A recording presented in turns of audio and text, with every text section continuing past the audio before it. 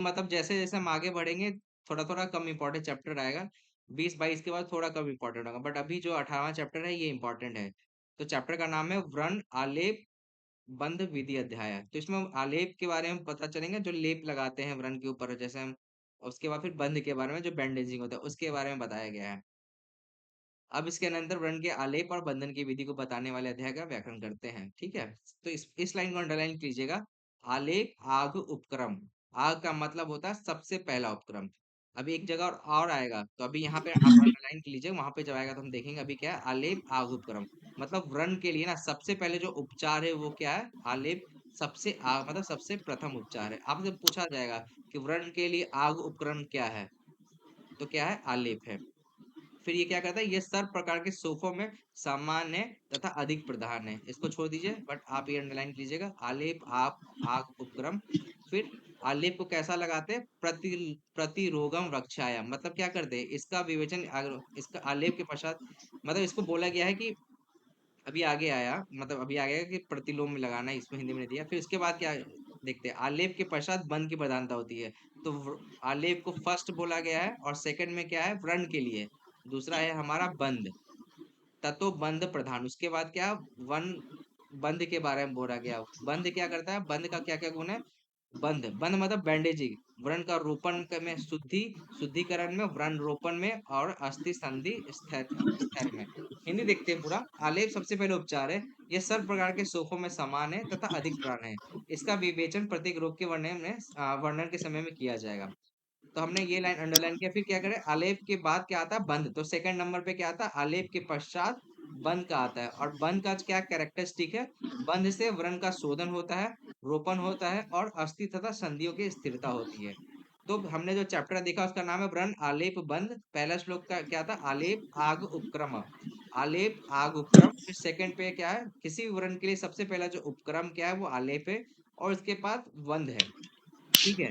बंध का जो कैरेक्टर है वो क्या गया, व्रण।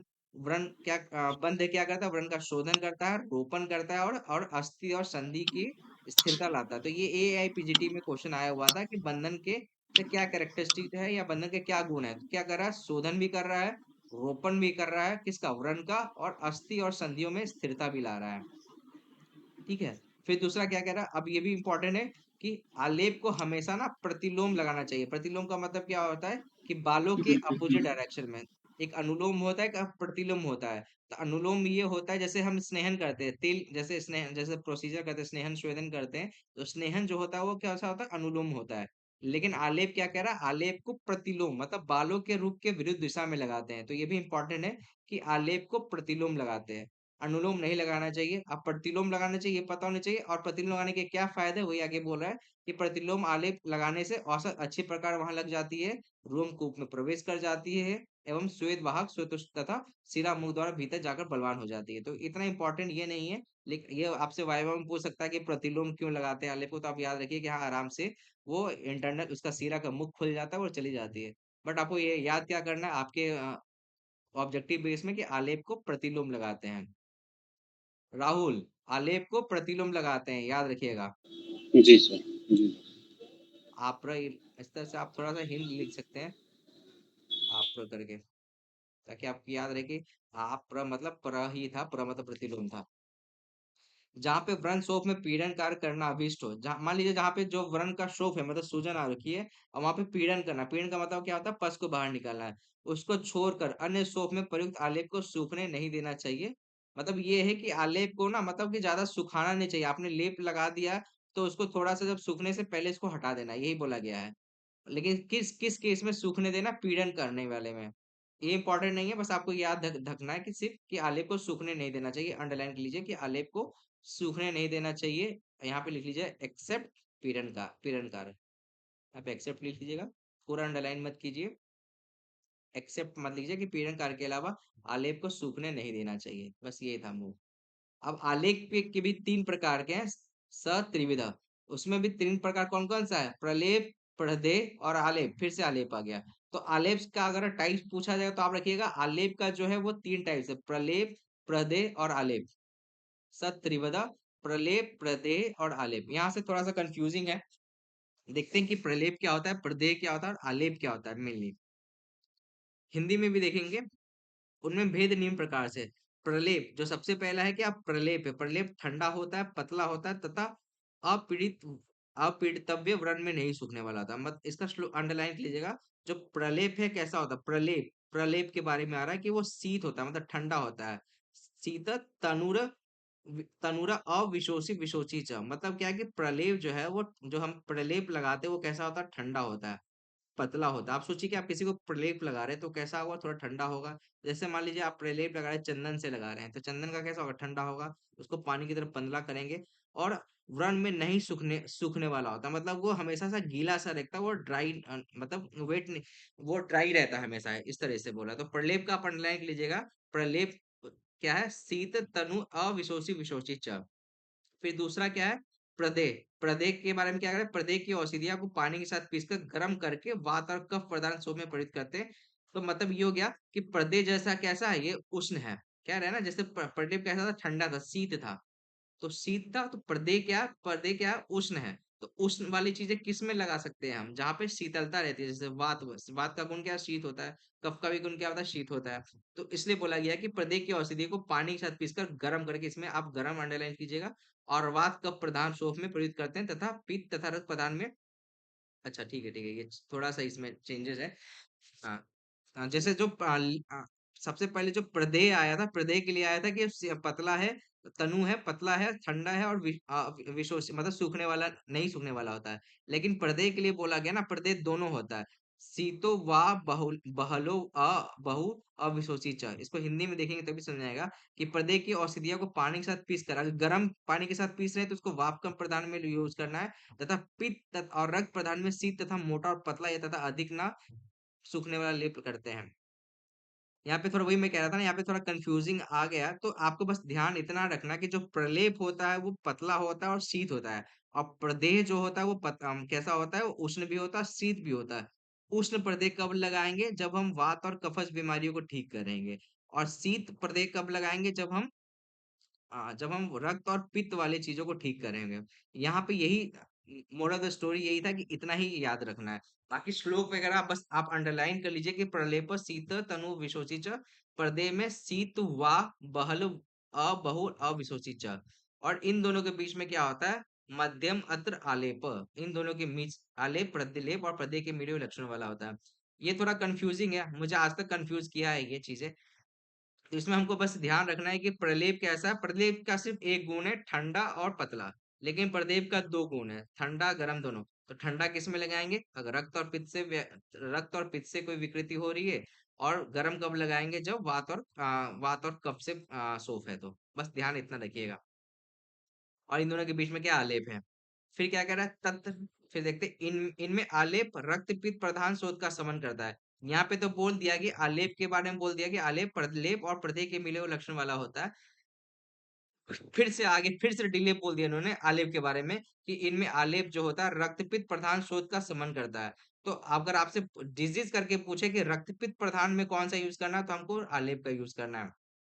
प्रदेह वात और कफ प्रधान शोथ का सामक, शोधक, रोपक तथा शोथ और वेदना को नष्ट करता है। अभी आया था प्रदेह, उसका प्रयोग वर्णयुक्त, शोथयुक्त तथा अवरण। अब इसमें एक अंडरलाइन बस याद कीजिएगा कि जो प्रदेह है ना, जो प्रदेह है वो क्या है, व्रण में भी यूज करना है और अव्रण में भी यूज करना है। इसमें से सबसे इंपॉर्टेंट लाइन यही है कि जो प्रदेह होता है वो व्रण में भी यूज होता है, अव्रण में भी यूज होता है। और व्रण, और इसके में क्या था, इसी में प्रदेह ये भी था कि पित्त और रक्त में भी यूज हो रहा है और वात और कफ में भी हो रहा है। प्रदेह ये है कि सब जगह यूज हो रहा है।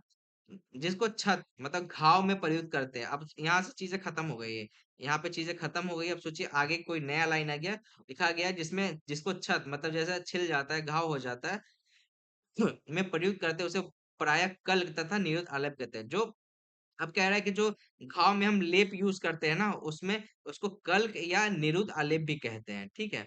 जिसको छत में प्रयुक्त करते हैं उसे प्रायः कल्क तथा निरुद्ध आलेप कहते हैं।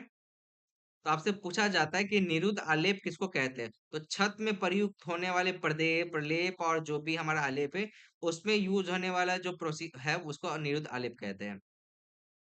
फिर इससे स्राव का निरोध, स्थान का मृदु होना, सरे गले मांस का नाश होकर व्रण की भीतरी कोई भाव होकर शुद्धि होती है। तो ये लाइन अंडरलाइन नहीं कीजिएगा। मैं फिर से यहाँ से बता रहा हूँ कि क्या हुआ है।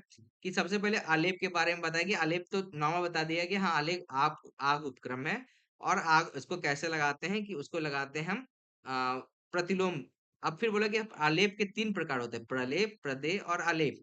फिर प्रलेप को बोला गया कि प्रलेप कैसा होता है, शीतल, तनु और अविशोषी विशोषित। बस इतना लाइन याद कीजिएगा। मतलब पतला होता है, ठंडा होता है और नहीं सूखने वाला होता है।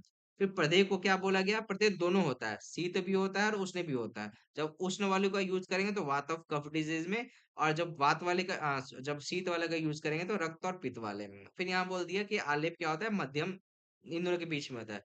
फिर बोला आलेप के बारे में कि आलेप रक्तपीत प्रधान शोथ का समन करता है। तो आलेप का यूज रक्तपीत प्रधान में भी हो रहा है, रक्तपीत प्रधान जो शोथ है उसमें यूज हो रहा है। फिर पर्दे क्या कर रहा है, वात और कफ प्रधान शोध का सामक है, शोधक है, रूपक है। ये इतना इंपॉर्टेंट नहीं है। इंपॉर्टेंट ये था कि जो प्रत्यय है वो व्रण और अव्रण दोनों में यूज हो रहा है। फिर लास्ट इंपॉर्टेंट ये था कि जो व्रण, अगर मान लीजिए छत हो गया, घाव लग गया, तो उसमें जो हम लेप यूज कर रहे हैं उसको कल्क या निरुद्ध आलेप कहते हैं। अब अष्टांग संग्रहकार ने ना क्या किया ना, उन्होंने मतलब नाटक कर दिया, उन्होंने कुछ और ही बोल दिया। उन्होंने उल्टा बोल दिया, उन्होंने प्रदेय को प्रलेप और प्रलेप को प्रदेय बोल दिया। देखिएगा अगर श्लोक में, तो अष्टांग संग्रहकार ने तो प्रलेप आदि की परिभाषा श्रुत सुश्रुत से विरोध की है। मतलब यस्तु शीत तनु मुहुर मूड पर ज्योति सब प्रदय। देखिए यहाँ पे जहाँ ठंडा यूज कर रहे हैं, शीत तनु मतलब पतला, शीत तनु पतला, और बार बार जो यूज कर रहे हैं उसको प्रदय कह दिया है। जो अभी हमने देखा था प्रदय शीत और उष्ण दोनों था। फिर क्या कर रहे हैं, प्रलेप उष्ण और शीत बहुल, वात श्लेष्म प्रशमन। तो प्रलेप को उन्होंने क्या कह दिया कि ठंडा, गाढ़ा, पतला और वात कफ में। तो खाली ये याद रखिए कि जो सुश्रुत का आप याद रखिए, सुश्रुत का आप याद रखिएगा तो आपको याद रखना है कि अष्टांग संग्रहकार ने सुश्रुत से विरुद्ध किया है, मतलब उल्टा कह दिया, प्रदेय को प्रलेप और प्रलेप को प्रदेय कह दिया। ये अंडरलाइन कर लीजिएगा आप, सुश्रुत से विरुद्ध है। रेयर अगर कभी आता है और लिखा जाता है कि अष्टांग संग्रह के अनुसार, तो आपको ध्यान रखा कि अच्छा, हमने सुश्रुत का ये याद किया ना कि प्रलेप को हमेशा पतला लगाते हैं, तो अष्टांग संग्रहकार उल्टा बोले हैं, मतलब प्रदेय के लिए बोले होंगे।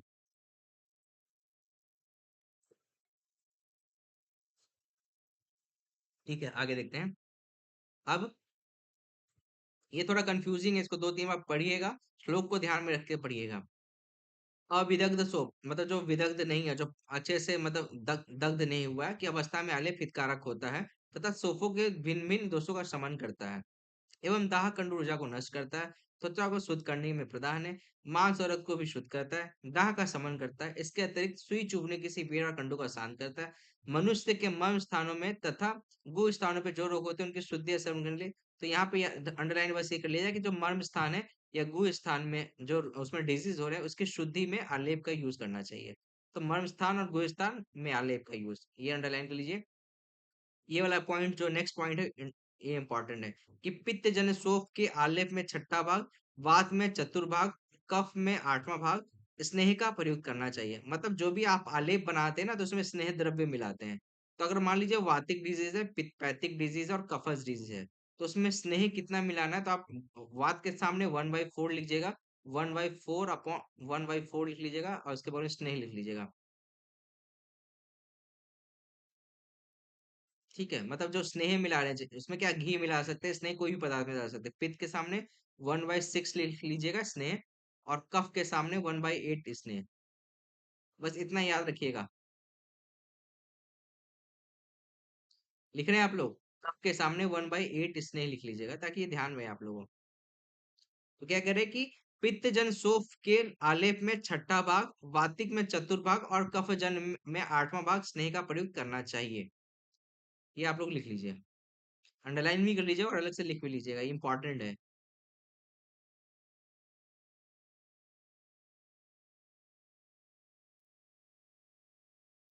ठीक है। अब देखते हैं कि जो आलेप होता है कि कितना पतला कितना मोटा लगाना, तो उन्होंने कॉमन बोला कि उक्त आलेप की मोटाई, जो मोटाई होती कितनी होती है, भैंस के गीले चर्म के बराबर होती है।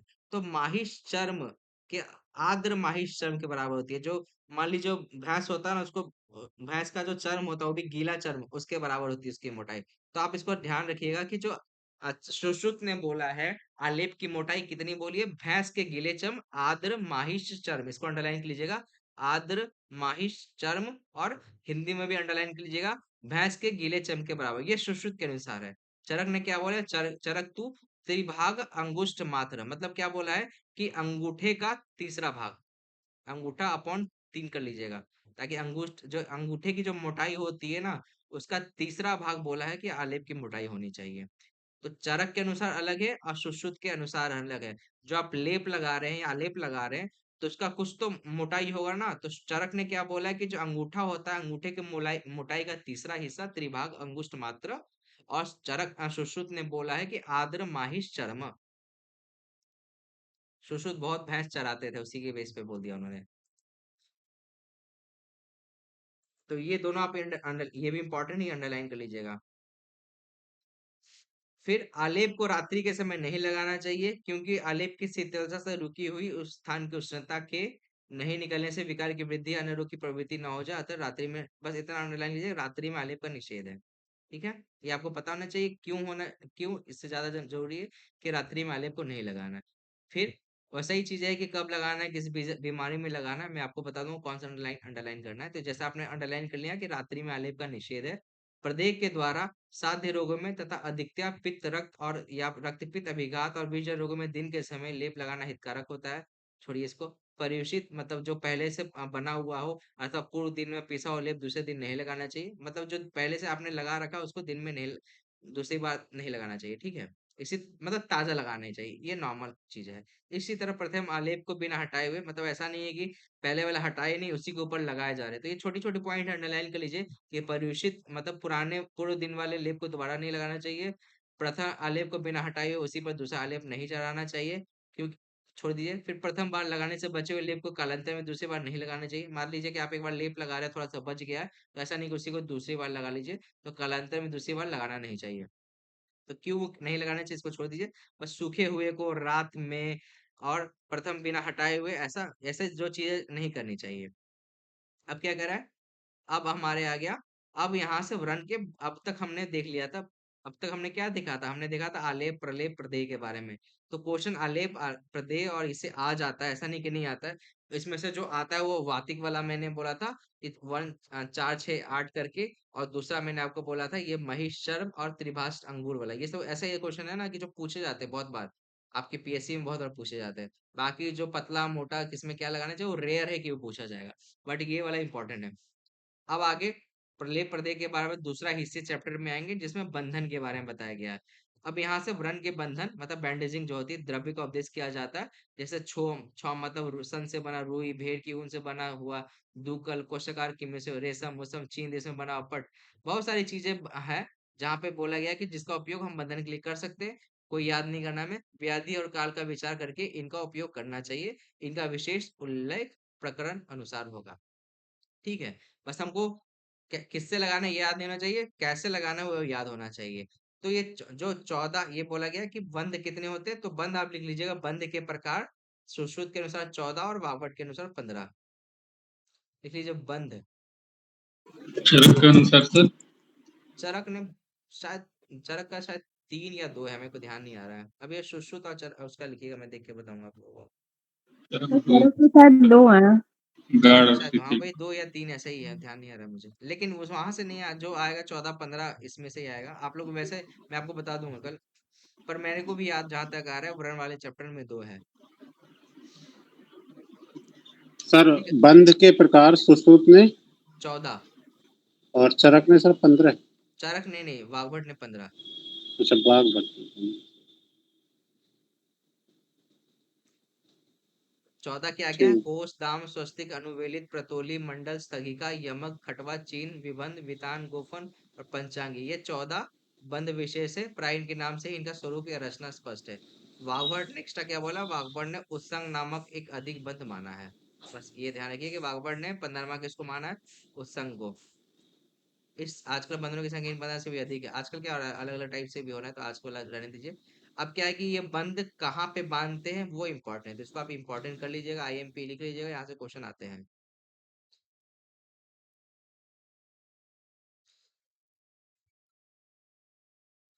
जो बंद है शायद चरक में आया, जो दक्षिण और उत्तर करके आया था, दक्षिण आवर्त और उत्तर आवर्त करके आया है, जहाँ वाम आवर्त करके आया है, 2 ही आया वहां पे। ठीक है, तो अब क्या है कि जितने भी बंद है उसको कहाँ बांधना है वो ध्यान रखना है, वो वहां से क्वेश्चन आते हैं। श्लोक भी और हिंदी भी ध्यान रखिएगा आप। श्लोक के साथ साथ हिंदी रखिएगा तो ध्यान रहेगा अच्छे से। तो सबसे पहले क्या है, तत्र कोष बंध के बारे में है। तो कोष, कोष बंध अंगुष्ठ अंगुली पर्वशु। तो कोष जो बंध है वो कहाँ पे लगाना है, जो हमारा अंगूठा है और जो अंगुलियां है उसमें पर्व मतलब जोर जो है बीच वाला जो भाग है वहां पे लगाना है। तो अंगुष्ठ और अंगुलियों के पर्वों के में कोषबंद बांधना चाहिए। आपसे पूछा जाएगा तो कैसे याद रखिएगा, उंगली को अंगूठे को, ऐसे कोष आ जाएगा। कोष मतलब अंगूष्ठ और अंगुली को, आप लिख सकते हैं अंगूठे और अंगुली को। कोष अंगुष्ठ अंगुली परवेशु विद्यात, आप बस जैसे भी याद कीजिए बट याद करिए, वो आपके तरीके होने चाहिए। तो मैंने तो ऐसे याद किया था, उंगली अंगुली को, अंगुली और अंगूठे को बस। फिर दाम, दाम बंद जो है क्या, दाम सम मतलब ऐसे ही याद ले, दाम संबांध, दाम संबांध ऐसे याद लीजिए, याद रहेगा। संबांध में मतलब क्या क्या, संबांध तग या ऐठन युक्त अंग में दाम बंद, दाम बंद मतलब संबांध में दाम बंद याद करना चाहिए। तो आप इसको याद कैसे करेंगे, दाम सम्मान, दाम सम्मान, दाम सम्मान। तो दूसरा दाम सम्मान क्या है उसको याद करने की जरूरत नहीं है। जो भी मतलब सम्मान का मतलब ये होता है ना, जहाँ भी जो क्रॉस एरिया है या फिर जो घुमा हुआ एरिया वहां पे उसको सम्मान कहते हैं। बस आप अंडरलाइन कीजिए दाम सम्मान।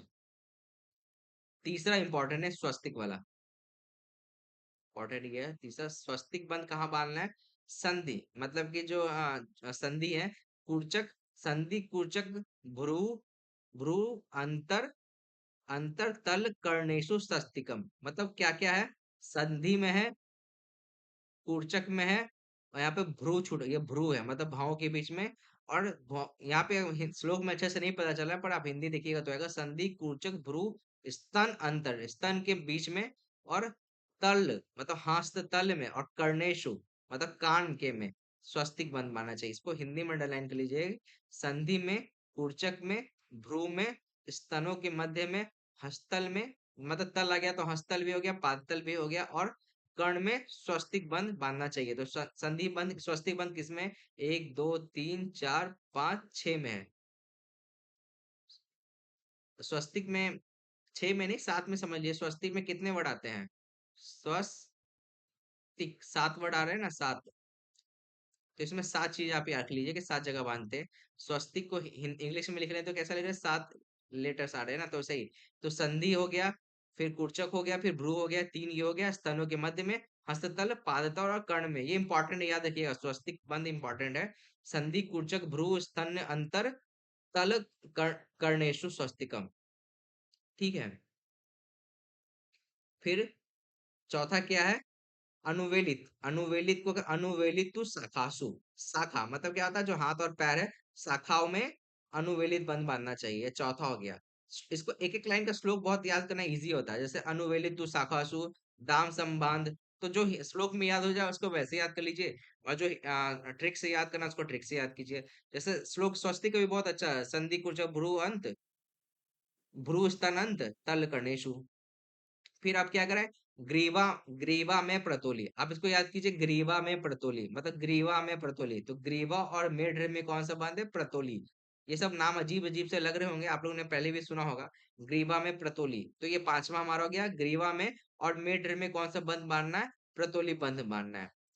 फिर वृत्त, वृत्त अंगे मंडलम, मंडल का मतलब क्या होता है, जो गोल वाली चीजें होती है। तो मंडल से आपको दिमाग में आ जाएगा कि वृत्त मतलब मंडल कैसा होता है, गोल होता है। बंडल मतलब गोल चीजें। तो वृत्त अंग जो गोल घूमे हुए जो अंग है उसमें मंडल बंद बनना चाहिए। ये हमारा छठा हो गया।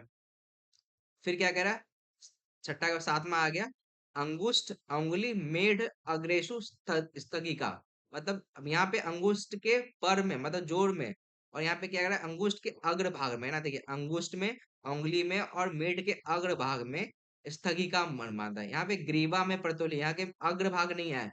जहां भी अग्र आया है तो अग्र स्थान से याद, अग्र स्थान मतलब सबसे पहला स्थान। तो स्थगिका को स्थान से आती है, स्थान मतलब स्थगिका स्थान। तो अग्र अंगूठे के, अंगुली के और मेट के अग्र में हमें कौन सा बांधना है, कौन सा बंध बांधना है, स्थगिका। गोल अंगों में हमने देख लिया मंडल। फिर अंगुष्ठ अंगुली और लिंग के अग्र भाग में स्थगिका बंध बांधना है। तो ऐसे ही ध्यान रखेंगे, अंगूठे और अंगुली कि मैं पर में क्या करना, पर में कोशबंद मानना है और अग्रभाग में स्थगिका डालना है। नॉर्मली अगर आपसे मिड ऋ का पूछे तो प्रतोली मानना, लेकिन मिड ऋ का अग्र पूछे तो स्थगिका। तो जो भी अग्रभाग पूछे, चाहे अंगुली पूछे, चाहे अंगूठा पूछे, चाहे मिड ऋ पूछे, वहां पे स्थगिका है। फिर यम, यम का क्या है, यम, ये क्या है, यमल। यमल का मतलब होता है जोड़ा, दो चीजें। तो यमल, वर्ण यो यमकम, मतलब क्या है कि जहाँ पे पार्श्ववर्ती दो वर्णों में यमल बंद मानना चाहिए। मान लीजिए दो वर्ण साथ साथ में है तो वहां पे कौन सा बंद मानना है, यमल। यमल का मतलब दो होता ही है, तो उसी से पता चल जाएगा यमल वर्ण यो वर्ण का मतलब दो वर्ण आसपास में हो तो वहां पे यमल वर्ण मानना है। हिंदी अंडरलाइन कर लीजिएगा, पार्श्ववर्ती दो वर्णों में यमल बंद मानते हैं। फिर ये भी बहुत इंपॉर्टेंट है, खटवा हनु संग गंडेशु। मैंने इसको याद किया था, हनु संग गंडेशी को HSG लिख लिया था मैंने, SSG। खटवा, खटवा बंद किसमें, हनु में, संघ में और गंड में। ये भी इंपॉर्टेंट, इसको भी आप इंपॉर्टेंट कर लीजिएगा, स्टार मार्क कर लीजिएगा। इसमें स्वस्तिक इंपॉर्टेंट है, इंपॉर्टेंट सभी ये कुछ भी पूछ सकते हैं, लेकिन ज्यादातर जो क्वेश्चन है वो खटवा से आया है और स्वस्तिक से आया है। तो हमने अभी खटवा देख लिया, हनु में, संघ में और गंड में। फिर आगे क्या है, अपांग, अपांग्यो चीन। ठीक है, अब चीन बंद क्या है, चीन चाइना वाला बंद कहाँ पे, अपांग में। अपांग मतलब जो हमारा हेड होता है उसके साइड वाले एरिया में। तो अपांग प्रदेश में, अब ये आपका सर दर्द कौन कर रहा है, सबसे ज्यादा चीन हमारा सर दर्द करता है। तो अपांग प्रदेश में हमें चीन बंद मारना, अपांगे चीनम, ऐसे याद कीजिएगा, अपांगे चीनम। ये फिर नेक्स्ट देखिए, सब इंपॉर्टेंट है, इसमें से मैं अंडरलाइन करवा लूँ, ये इसका मतलब ये नहीं कि दो आप छोड़ दीजिएगा जो मैं आपको बोल रहा हूँ कि ये इंपॉर्टेंट नहीं है, आप सबको याद रखिएगा, लेकिन ज्यादा इंपॉर्टेंट ये स्वस्तिक और जैसे मैंने खटवा बोला, अपांगे चिनम, ये सब क्वेश्चन पूछे हुए हैं। फिर ये क्या श्लोक करा है, फॉर्मेट में सर पूछेंगे? क्या श्लोक फॉर्मेट में ही फ्लो पूछेंगे? फॉर्मेट में याद करना ज्यादा इजी है। फ्लो फॉर्मेट भी पूछ देते हैं, ऐसे डाल देंगे, पृष्ठ उदर उड़सु डॉट डॉट डॉट, किसके लिए आया हुआ है, ऐसे पूछते हैं। तो पृष्ठ में, उदर में और उर में आपको विवंद, विवंद कहाँ होता है, विवंद का मतलब कॉन्स्टिपेशन, आप सोचते हैं ना कॉन्स्टिपेशन, तो कहाँ होता है, पेट में होता है। तो इसमें देखिए उदर आ गया है, तो पेट वाले पृष्ठ में, उदर में और उर में क्या हो रहा है, विवंद हो रहा है। ऐसे भी आप ऐसे इस तरीके से याद कीजिएगा तो आप भूलिएगा नहीं कि विवंद कहाँ होता है, पेट में ही होता है। तो उदर आ गया, पृष्ठ उदर और उर, इसमें विवंद है। मूर्धा, मूर्धा ब्रेन में वितान, ऐसे ही पूछते हैं, मूर्धनी डॉट डॉट डॉट, इसमें कौन सा बंद बांधना है, तो आपको मूर्धनी वितानम। फिर नेक्स्ट जो है ये भी इंपॉर्टेंट है, गोफना, चिबुक। अब ये जो ऊंट वाली एरिया, चिबुक हो गया, नासा हो गया, ओस्ट हो गया, और इसमें एक छिपा है अंश, जो शोल्डर होता है। और बस्ती, बस्ती मतलब जो हमारा यूरिनरी ब्लैडर है, उसमें गोफना बंद मानना है। तो इसको भी इंपॉर्टेंट अंडरलाइन कर लीजिएगा। जैसे घोड़े को आप देखते हैं ना, घोड़े में एक जब घोड़े का मुख बंद कर रखते हैं, राहुल देखा है कभी, उसको जब खाना नहीं देते उसका मुख बांध देते हैं, जी। तो वो उसमें गोफना बंद होता है। उसमें देखिए, उसमें चिबुक, चिबुक इन्वॉल्व होता है, नासा इन्वॉल्व होता है और ओठ इन्वॉल्व होता है। तो उसमें क्या है, चिबुक, नासा, ओस्ट, अंश और बस्ती। अंश और बस्ती इसमें ना छिपा हुआ रहता है, तो हम कंफ्यूज जाते हैं। तो आप इसको हिंदी में भी अंडरलाइन कर लीजिएगा और उसमें भी, कि ठुड्डी हो गया, ठुड्डी हो गया, नासिका हो गया, होंठ हो गया, स्कंद हो गया, और बस्ती प्रदेश में गोफना बंद बांधते हैं। जत्रु ऊर्ध्व, अब जत्रु मतलब कम, जत्रु के ऊर्ध्व में पंचांगी बंद बांधते हैं। ये हो गया लास्ट हमारा ये, कि जत्रु मतलब हंसली के ऊपर या पंचांगी बंद बांधते हैं। तो हमारे ये 14 जो हो गया, एक बार मैं रिवाइज करा देता हूँ फिर से। कोष्ठबंध कहाँ बांधते, अंगुली और अंगूठे के पर्व में, डाम संबांध, संधि कुच भ्रू, भ्रू स्तन अंतर तल कनेशु स्वस्तिक, अनुवेलितु शाखाशु मतलब शाखा में अनुवेलित, ग्रीवा में प्रतोली, ग्रीवा और मेड में प्रतोली, और जो वृत्त अंग है, जो घुमा हुआ जो गोल अंग है उसमें मंडल, फिर अंगुली के, अंगूठे के और मेड के अग्र भाग में स्थगिका, यमल, यमल में, यमल का मतलब दो होता है, यमले यमकम, ऐसे याद कीजिए। यमक कहाँ बांधना है, यमल में, यमक यमक बांधना है। HSG हनु संघ गण में खटवा, अपांग में चीन, PSU पृष्ठ उदर, उर में कौन है, विबंध है, मूर्धनी वितानम, चिबुक नासा औष्ठ, फिर अंश बस्ती में गोफना, और जत्रु के ऊर्ध्व में पंचांगी बंद। ठीक है, तो ये हमारा 14 जो हो गया, 14 प्रकार के जो हमारे बंद है, उसको कहाँ कहाँ बांधना है वो लिखा है। लास्ट में इन्होंने लिख दिया है कि बुद्धि के अनुसार भी अपना बुद्धि यूज करके कोई भी कहीं यूज किया जा सकता है। पहले तो इन्होंने बता दिया कौन सा कहाँ बांधो, लेकिन अगर तुम्हारे पास दिमाग है तो और भी कहीं कुछ कर सकते हो। और हमारा जो उस्संग बंद वाग्भट ने एक्स्ट्रा बोला है उसको क्या बोला है, कहाँ बांधने के लिए, बाहु पे बोला है बांधने के लिए। बाहु की जगह यहाँ पे लिख लीजिए लटकते हुए भाग में। जो भी भाग हमारे बॉडी का लटक रहा है, क्वेश्चन ऐसे हुआ था कि लटकते हुए भाग में कौन सा बंद बांधना चाहिए, तो लटकते हुए भाग में हमें उत्तंग बंद बांधना चाहिए। यहाँ पे आप लिख लीजिए लटकते हुए भाग पे। कोई लगता है भोजपुरी वाला क्वेश्चन बनाने वाला बैठ गया होगा, उन्होंने लिख दिया होगा लटकते हुए भाग में कौन सा बंद बांधना चाहिए, लटकते हुए भाग में। तो हमें उत्संग बांध जो 15वां जो है वाघवाट ने बताया वो बंद बोला बांधने के लिए, ठीक है। तो ये हमारा 14 टाइप के बंद हो गया है। अब आगे कुछ कुछ चीजें हैं जो इम्पोर्टेंट है कि मतलब क्या कौन सा गार्ड बंद है। वहां से भी क्वेश्चन बहुत कम है लेकिन आ जाते हैं। जो आता है वो ये इम्पोर्टेंट है। फिर आगे देखते हैं 20वां नंबर सोल कि बंद की यंत्रणा। मतलब जो यंत्रणा का मतलब ये होता है कि उसको जो हम उसको पिन वगैरह लगा रहे हैं, जैसे बंद की यंत्रणा अर्थात गांठ, जो भी गांठ लगा रहे हैं, बंद लगाएंगे तो गांठ लगाएंगे ना, उसका एंड पॉइंट रखेंगे ना, तो कैसा होना चाहिए, ऊपर नीचे और तिरछी लगानी चाहिए। जहां पे व्रण हो उसके ऊपर नीचे या तिरछी गांठ लगावे। उस पर गांठ लगाने से व्रण में बाधा होती है। मतलब जहां पे व्रण के ऊपर गांठ नहीं लगाना, या तो उसके ऊपर लगाओ या तो उसके नीचे लगाओ या तो थोड़ा टेढ़ा लग करके लगाओ। वर्तमान में क्या करते हैं, हम सेफ्टी पिन का उपयोग करते हैं। ठीक है, अब क्या कह रहा है, प्रथम वर्ण स्थान पे तो आपको याद रखना कि वर्ण में जो गांठ लगाते हैं वर्ण की बंधन की यंत्रणा कितनी है, तो 3 टाइप है। यंत्रणा का मतलब होता है गांठ लगाना, तो आपसे पूछा जाता है कि बंधन की यंत्रणा कितनी है, तो आप इसमें लिख लीजिए 3, बगल में लीजिए 3 टाइप्स। बंधन की यंत्र बंधन की यंत्रणा कितनी है, 3 टाइप्स। फिर प्रथम वर्ण, अब क्या करा, प्रथम वर्ण स्थान पे मोटी कवलिका रखकर वाम हस्त में लिए हुए पट्टे को दक्षिण हस्त से सीधा मोड़ के बिना हमें ठीक तरह से फैलाकर बांध देना चाहिए। व्रण के ऊपर या बाधा पहुंचाने वाली ग्रंथि नहीं लगानी चाहिए, इसको जाने दीजिए। विकेशिका तथा औसत, विकेशिका मतलब वर्ती को कहते हैं, जो हम पट्टी बांधते हैं उसको कह रहे हैं। विकेशिका तथा औसत अधिक स्निग्ध अधिक। अब आपको पता है कि जो भी आप ऊपर लेप लगाने से पहले वो जो व्हाइट, जैसे आप मान लीजिए किसी का प्लास्टर कर रहे हैं, रविंदर जी आ गए ना उसी पे, तो प्लास्टिक कर रहे हैं तो उसको ध्यान रखना है कि भैया ना बहुत ज्यादा स्निग्ध नहीं हो।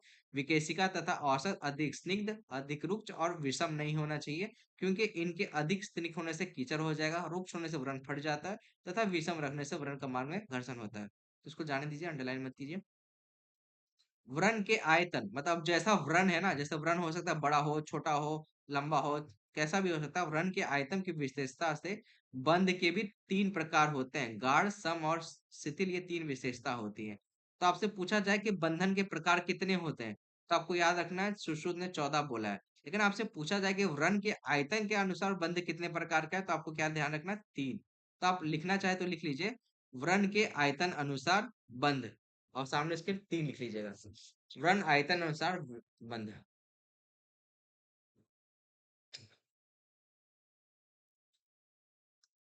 व्रण के आयतन अनुसार बंध कितना है, तो 3 है। तो अब क्या गाढ़ है, क्या सम है, और कौन सा शिथिल है। शिथिल का मतलब आप समझ रहे हैं कि हाँ थोड़ा, मतलब शिथिल मतलब मुलायम होगा, गाढ़ का मतलब बहुत टाइट होगा, तो वैसा ही है इसमें। देखते हैं कि जो बंद दबाने से पीड़ा ना करे उसे गाढ़ कहते हैं, मतलब इसको बहुत टाइट बांध दिया हमने, तो जो दबाने से कुछ में कोई पेन ना हो उसको गाढ़ बंद कहते हैं। जो बंद रोगी के सांस लेने से हिले, जो आपने किसी का बैंडेजिंग किया और वो सांस लेने से उसका हिल रहा है तो उसको शिथिल कहते हैं। और जो ना अधिक गाढ़ा हो ना शिथिल है उसे संबंध कहते हैं। तो पहले क्या है, व्रण के आयतन के अनुसार बंध कितने प्रकार के, 3 है, गाढ़, सम और शिथिल। गाढ़ क्या होगा कि मान लीजिए आपने इतना टाइट कर दिया है कि वो आदमी को दबाने से मतलब प्रेस करने पे उसको कोई पीड़ा नहीं हो रहा है। और शिथिल का मतलब क्या है कि आपने मतलब व्यक्ति सांस ले रहा है तो वो बंद हिल रहा है। और इन दोनों के बीच में क्या होगा, संबंध होगा। ये इंपॉर्टेंट नहीं है, इंपॉर्टेंट ये वाला है कि कौन सी जगह पे कौन सा बंध, गाढ़ कहाँ बांधना है, सम कहाँ बांधना है और शिथिल कहाँ बांधना है। तो हम 2 का याद रखेंगे, तीसरा अपने आप ही ध्यान आ जाएगा। तो सबसे पहले हम छोटा वाला देखेंगे कि जो अक्षी है, अक्षी आंख के ऊपर और संधि के ऊपर शिथिल बंध बांधना है। शिथिल इसलिए ना ताकि आप संधि को टाइट कर दीजिएगा तो जॉइंट मूवमेंट नहीं हो पाएगा। तो संधि और आंख क्या होता है, हमारा खुलता है बंद होता है, तो आप रखिए ध्यान रखिए जो चीजें बार बार खुल रही है बंद हो रही है तो उसमें शिथिल चीजें बांधनी है जिससे हिले डुले में प्रॉब्लम ना हो। तो आप अंडरलाइन कीजिए, नेत्र और संधि स्थानों में शिथिल बंद बांधना चाहिए। अभी हम तीनों का याद नहीं रखेंगे, हम सिर्फ 2 का याद रखेंगे, तीसरा आपको समझ में आ जाएगा, और तीसरा उसके लिए है। तो नेत्र और संधि बंधन में शिथिल बंद बांधना चाहिए। और गाढ़ मतलब जो टाइट बंद कहाँ बांधना है, स्पिक में, कुच्छी में, कच्छा में, वंचन में, उरु में, सिर में, सुगाड़। ये भी इंपॉर्टेंट है, आप इसको इग्नोर मत कीजिएगा, इंपॉर्टेंट है ये श्लोक भी। ये श्लोक नहीं मतलब ये पूरा कि कौन सा बंद कहाँ पे बांधना है, गाढ़ वाला। तो नितंब में, कुच्छी में, कच्छा में, वंचन में, संधि में। देखिए अब संधि स्थान यहाँ पे भी संधि आ गया है,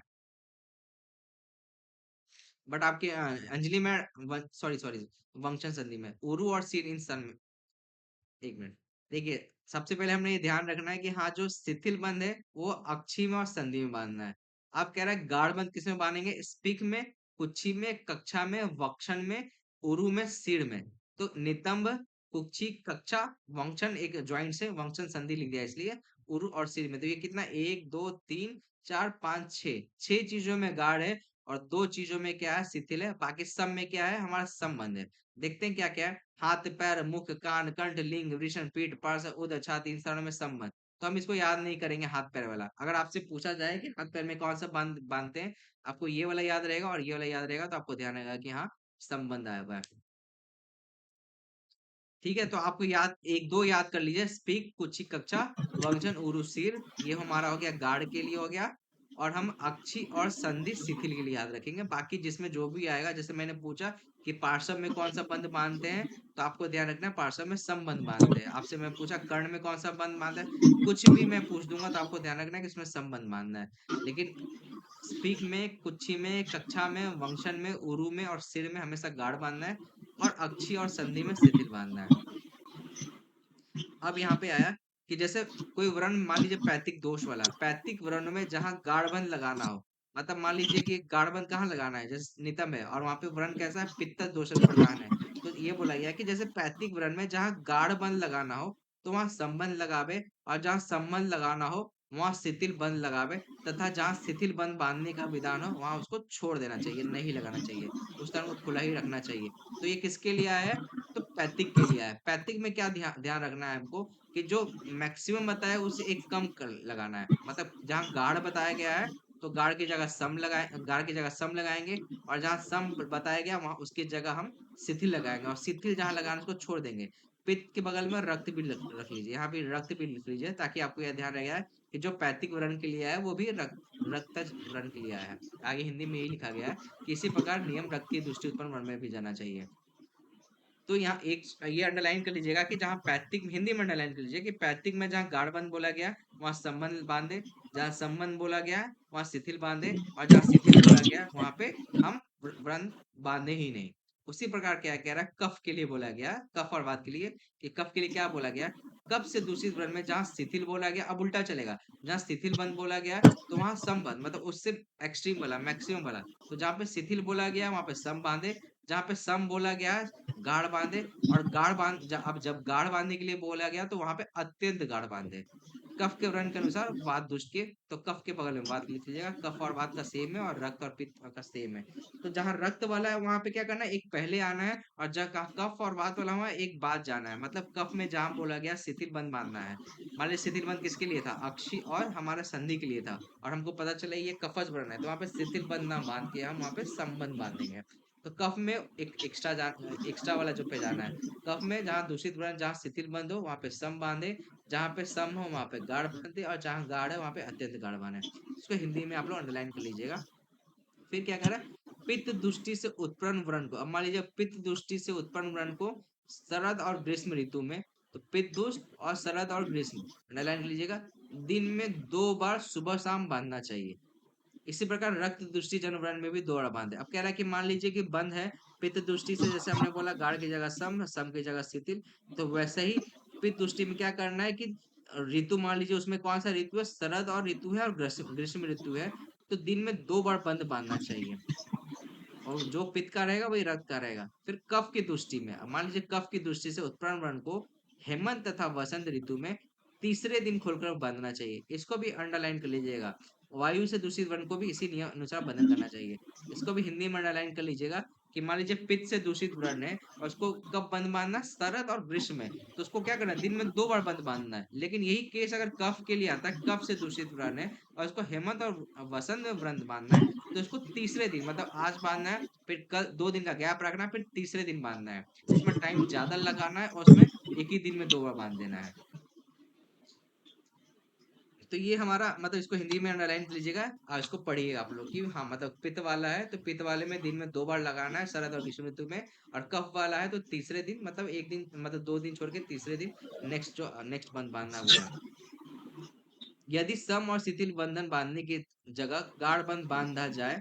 अब क्या है कि अगर मान लीजिए जहाँ पे सम और शिथिल बांधने के लिए बोला गया और गाढ़ बंध बांधा जाए तो विकेशिका तथा औसत निरर्थक हो जाती है तथा व्रण स्थान में शोफ और वेदना हो जाती है। गाढ़ और सम बंध की जगह यदि शिथिल बंध बांधा जाए तो बढ़ती औसत गिर जाती है। आपको पता है कि जहाँ पे बोला गया टाइट बांधने के लिए वहां शिथिल बांधोगे तो क्या हो जाएगा, औसत गिर जाएगी। और जहाँ पे टाइट बांध दोगे तो वहां पे वेदना और शोफ हो जाएगा। तो ये अंडरलाइन करने की जरूरत नहीं है, बस इसको जाने दीजिए। यदि बंधन अनुकूल बंधा जाए तो वेदना का समय, रक्त की शुद्धि और व्रण स्थान में मृदुता आती है, इसको भी जाने दीजिए। अब कुछ कुछ हिंदी वाली ही लाइन है, श्लोक वाला नहीं है। यदि व्रण पे बंधन नहीं बांधा जाए तो अगर मान लीजिए आप बंधन नहीं, व्रण हो गया उस पर बैंडेज नहीं कीजिए तो क्या होगा, मच्छर मच्छी वही सेकेंडरी इन्फेक्शन हो जाएगा। मच्छिका, मच्छर, लकड़ी, पत्थर के कण ये सब आदि चले जाते हैं। अन्य प्रकार की वेदनाएं से उपद्रवित होकर अधिक दूषित हो जाता है तथा उस पर लगाए गए अलेवदे जल्दी सूख जाते हैं। फिर क्या कह रहा है, आगाज, उसको भी अंडरलाइन मत कीजिए। आघात से शरीर का कोई भाग चूनित हो जाए, विलोडित हो जाए, संधिच्युत हो जाए, स्वस्थान से च्युत होकर लटकने लगे अथवा अस्थि संधि स्नायु सिरा छीन हो जाए तो बंधन के बांधने से ठीक हो जाते हैं। तो बता रहे कि बंधन करने से क्या हो जाता है, ये सब प्रोसीजर है कि मान लीजिए किसी को चोट लग गया, किसी की हड्डी लटक गई है, अलग हो गया है, सिरा छीन हो गई है, तो वहां पे बंधन से ठीक हो जाता है। बंधन से व्रणी पुरुष ठीक तरह से सोता है, सुख से चलता है, सुख पूर्वक खड़ा होता है, बैठ सकता है। ये सब फलाना फलाना चीज है, उसको अंडरलाइन मत कीजिए। पित्त तथा रक्त की दृष्टि से और अभिघात और विष के कारण उत्पन्न व्रण तथा सूजन, जलन, पाक, लालिमा, सुई चुभने की पीड़ा और वेदना से युक्त तथा क्षार एवं अग्नि द्वारा जलने से उत्पन्न व्रण के भाग के मत सर्कल होने से संबंध बंधन। अब बोला कि व्रण में बंधन कम नहीं करना चाहिए। तो वही सब है कि मान लीजिए कि पित्त और रक्त की दृष्टि, अब यहाँ पे पहले तो ऊपर बोला है कि पित्त और रक्त दृष्टि में करो और कैसे करो वो बता दिया, फिर यहाँ बोला कि पित्त और रक्त दृष्टि में मत करो। तो इस तरह से कंफ्यूज मत होजिएगा, नहीं पूछा जाएगा आपसे कि कहाँ नहीं करना, कहाँ नहीं करना। बस आप इसमें अंडरलाइन लीजिएगा कि क्षार और अग्निदग्ध में हमें बंधन नहीं करना चाहिए। बस ये इसको अंडरलाइन के लिए, क्षार अग्निदग्ध बंधन नहीं करना है, ये इंपॉर्टेंट है कि कौन कौन से रोग में हमें नहीं करना बंधन। क्षार अग्निदग्ध तो यहाँ आ गया था, आगे फिर से आएगा कि कुष्ठियों के व्रण, जो कुष्ठ मान लीजिए किसी को हो रखा है और उसका व्रण हो, अग्निदग्ध व्रण, मधुमेही, तो दो डिजीज आया है देखिए, कुष्ठ डिजीज और मधुमेही, है ना। तो मधुमेह में जो पीड़िका बनती है उसमें व्रण हो जाता है। और चूहे के काटने से फैले हुए विष के कारण उत्पन्न कर्णिका व्रण, विषयुत व्रण, मांस पाक जन व्रण और गुद गुद पाक जन में बंधन बांधना निषेध है। तो ये अंडरलाइन कर लीजिएगा। इसमें क्या क्या अंडरलाइन कीजिए, कुष्ठ में आप कुष्ठ का व्रण है, मधुमेह का व्रण है, और कर्णिका च उंदुरु, उंदुरु किसे कहते हैं, उंदुरु कहते हैं उसको, सॉरी चूहे को उंदुरु कहते हैं। चूहा। हाँ चूहे को। तो उसका जो जो व्रण होता है वो कैसा होता है, कर्णिका के समान होता है। और विष वाले व्रण में हमको मांस पाके च गुदा पाके, जो जो पका हुआ चीज है, जैसे मान पाके, गुदा पाक, क्षार अग्नि दग्ध हो गया, फिर सब दग्ध दग्ध वाली चीज हो गया। आपको ध्यान कुष्ठ और मधुमेह वाला याद रखना है कि कुष्ठ और मधुमेह में, और ये भी याद कि चूहे के विष वाले में भी आपको बंधन नहीं लगाना है। व्रण के विषय को जानने वाला विद्वान वह देश देश मतलब देश दोष व्रण ऋतु आदि को समय विचार कर यथा बंधन बांधे, छोड़ दी इसको। ऊपर नीचे तथा टेढ़ी इस तरह व्रण बंद बंद ग्रंथि 3 तरह से लगाई जाती है। व्रण ग्रंथि वही था जो हमने बोला था गांठ लगाना, तो ऊपर हमने देख लिया था कि ऊपर लगाई या तो नीचे लगाई या तो टेढ़ी लगाई। आप याद कर लीजिएगा बंद ग्रंथि कितने प्रकार की होती है, 3 प्रकार की होती है। अब जिस तरह बंधन बांधा जाता है, मतलब कैसे बांधा उसका प्रोसीजर है कि प्रथम वर्ण स्तर में विकेशिका लगाओ, फिर ये सब आप जाने दीजिए, कोई इंपॉर्टेंट नहीं है। फिर क्या है, पित्त तथा रक्त की दृष्टि में उत्पन्न वर्ण में एक बार ही तथाकर, आप ये अंडरलाइन कर लीजिएगा कि मान लीजिए पित्त और रक्त की दृष्टि में जो एक बार में ही क्या करना चाहिए, पूई को बाहर निकाल देना चाहिए। कफ जन और वात जन में व्रण में बार बार मतलब बार बार दबाकर पूई को बाहर निकालना चाहिए। मतलब कि क्या है, किसी व्रण में मान लीजिए पस भरा हुआ है और आपको पता चला है कि ये मतलब पित्त से और रक्त से दृष्टि है, तो उसको एक ही बार में दबा के उसका सारा पस बाहर निकाल दीजिए। लेकिन आपको जैसे दिमाग लगा के नहीं आ रहा है कफ और वात जन है, तो उसको मतलब बार बार दबाना है और बार बार मतलब जो पस है उसको बाहर निकालना है। यही बोला है। हस्त चल से व्रण को धीरे धीरे दबाकर अनुलोम रूप से, और ये भी इंपॉर्टेंट है कि जो पुई निकाल रहे हैं हम अनुलोम रूप से निकालते हैं, वो निकाले तथा सर्व प्रकार के बंधनों को इस तरह बांधे कि इस तरह से सिर और जोड़ा एक बाहर से दिखाई नहीं दे, इसको भी जान लीजिए। आप इसमें ये अंडरलाइन कर लीजिएगा कि पित्त तथा रक्त दृष्टि में उत्पन्न व्रण में एक बार में पुई को बाहर निकालना है, और कफ और वात जन वाले में बार-बार पुई को बाहर निकालना है। फिर ये हमारा लास्ट श्लोक है। ओष के संधान कर्म में तथा अस्थि के जोड़ने में भी विद्वान वे स्वबुद्धि से विचार कर इसी विधि का उपयोग कर सकते हैं। बंधन से उठते बैठते सोते अनेक सावरियों में बैठकर चलते हुए पुरुष का व्रण दूषित नहीं होता है। जो व्रण मांसल स्थानों में होते, त्वचा के अंदर जो व्रण होते हैं तथा संधि अस्थि कोश स्थानों में जो व्रण होते हैं एवं शिरा स्नायु में होने वाले व्रण जो गाढ़ और गंभीर व्रण होते हैं वे सर्वथा विषम व्रण होते हैं, वे बंधन करने से ठीक हो सकते हैं। तो इसको जाने दीजिए। तो जो मैंने आपको बोला है जाने दीजिए, इसको बिल्कुल जाने दीजिएगा। रेयर है कि वहां से आएंगे, लेकिन हाँ जो बोला है कि क्वेश्चन याद कर लीजिए वो याद कर लीजिएगा। ठीक है।